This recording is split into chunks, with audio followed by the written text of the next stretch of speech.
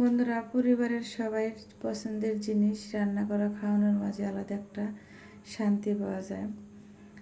Hello guys, সবাইকে শুভেচ্ছা জানিয়ে শুরু করছি আজকে রেসিপি। আজকে বন্ধুরা খুব মজার খাবার আয়োজন করব। প্রথমে মিষ্টি কুমড়া বড়াটা ভেজে নেব সুন্দর করে। আমি সব কিছুতে মাখিয়ে নিই, কারণ বড়াটা ভেজে নেব। একটা একটা করে সব বড়া আমি তেলের মধ্যে দিয়ে দিয়েছি। এখন আমি বন্ধুরা বুটি বুটি উল্টে নিব যেন লেগে না যায়। বন্ধুরা, এই গোয়া বড়াটা একদম গাছের সবুজ কচি পাতা দিয়ে বড়া ভাজি করতেছি। বন্ধুরা, চলো আমাদের নিজের গাছের পাতা। এরকম বড়া ভাজি হলে বন্ধুরা আর কিছু লাগে না। গরম ভাতের সাথে এমনি সকালবেলা বা বিকালবেলা সবসময় প্লেটে নিয়েও খাওয়া যায়।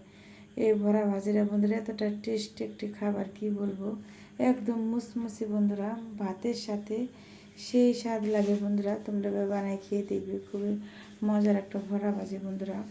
এই যে আমার বড়াটা ভাজি প্রায় হয়ে গেছে। আমি এই পুটিকে সুন্দর করে নেড়ে দেখুন তুলে নেব। এই যে দেখেন কত সুন্দর হয়েছে, লোভনীয়। এরকম বড়া ভাজি বন্ধুরা হলে আর কিছু লাগে না। সেই স্বাদের একটা বড়া ভাজি, দেখেন কত সুন্দর কালার হয়েছে, খেতেও খুবই মজা। এখন বন্ধুরা আমি করব একদম খুবই মজাদার সুস্বাদু, জিভে জল আসার মতো একটা মিষ্টি কুমড়া ভর্তা রেসিপি।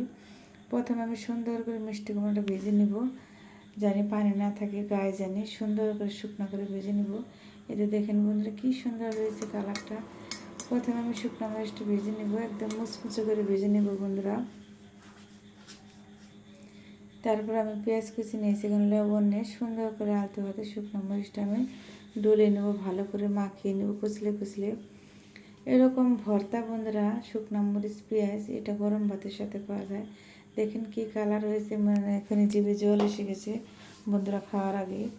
এরকম ভর্তা দিয়ে বন্ধুরা গরম ভাত খেতে বন্ধুরা কী যে স্বাদ লাগে, কি বলবো। মাছ মাংস ফেল বন্ধুরা, মাছ মাংস লাগবে না। এই ভর্তা হলে অনায়াসে তৃপ্তি করে পেট ভরে ভাত খাবেন। দেখেন কি কালার হয়েছে বন্ধুরা ভর্তাটা। এরকম ভর্তা হলে বন্ধুরা সবাই একদম আঙুল চিটে ফুটে খাবে।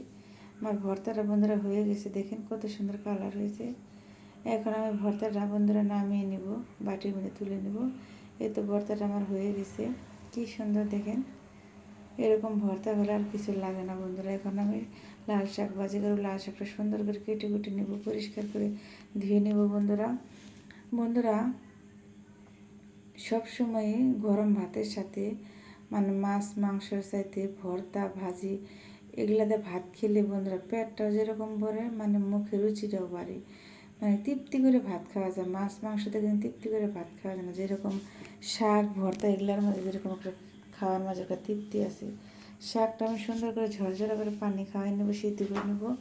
এখন আমি শুকনো মরিচ দিয়ে দেবো, তেলের মধ্যে বাগার দিয়ে দেবো বন্ধুরা। শাকে হচ্ছে মেন স্বাদ হচ্ছে বাগার।